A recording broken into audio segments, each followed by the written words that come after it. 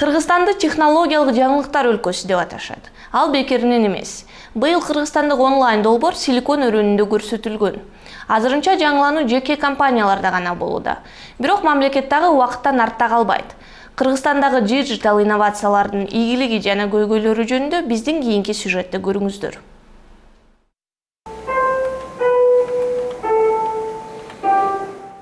Белгилүү кыргыз композиторлордун 40 000 нота кол жазмалары санариптелип музыкалык окуу жайларына таратылды. Мурда мына монун баары карандаш менен жазып, анан туш менен көчүрүп ушунда отурчу да. Азыр бияктан тересиң, кааласаң чыгарып аласың. Кааласаң аткарчуга бересиң, чыгарып туруп. Азырынча Кыргызстанда архивти санариптөө абдан жай жүрүп жатат. Былтыркы жылга чейин кыргыз композиторлорунун ноталык кол жазмалары кагаз бетинде сакталчу. Ош, 1906 год. Элдик мурасты электрондук форматка көчүргөндөр да пайда болду. Алардын катарында Бектур да бар. Вот это Курманжан Датка за полгода до смерти. Бул Курманжан Датка, бул анын уулу.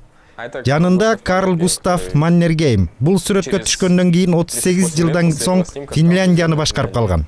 Бектур Кыргызстандын тарыхы жөнүндө интернет долбоор ачты. Анда мамлекеттик архивден фотографиялар колдонулат. Мен 19-жылымдын жакшы сапаттагы эски сүрөттөрүн табууга аракет кылгам. Биздин мамлекеттик архив акчага фотографияларды сканерлейт. Анын сапаты абдан начар экен. Кечээ бир сүрөттү сканерлеп бергиле деп сурансам, кичине кылып чыгарып коюптур. Биз анын ишине да салык төлөп жатпайбызбы? Демек, эки жолу акча төлөтпөй жакшы чыгарып берүүгө милдеттүү. Менимче тарых баарына тең бирдей болушу керек.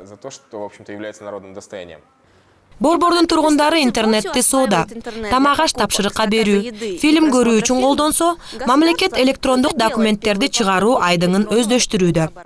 Быйылкы жылдын январь айынан Кыргызстанда жарандардын кайрылууларын караштыруу тартиби деген мыйзам күчүнө кирди. Эми атка минерлер жарандардын кат түрүндөгү да электрондук кайрылууларын дагы 2 жуманын ичинде караштырууга милдеттүү. Утром у нас день начинается с того, что мы открываем. Биз таң атпай почта өкөгүндөгү жана электрондук почта өкөгүндөгү каттарды ачып киребиз. Алардын баары менен таанышып чыккандан кийин алар боюнча буйруктарды камдайбыз.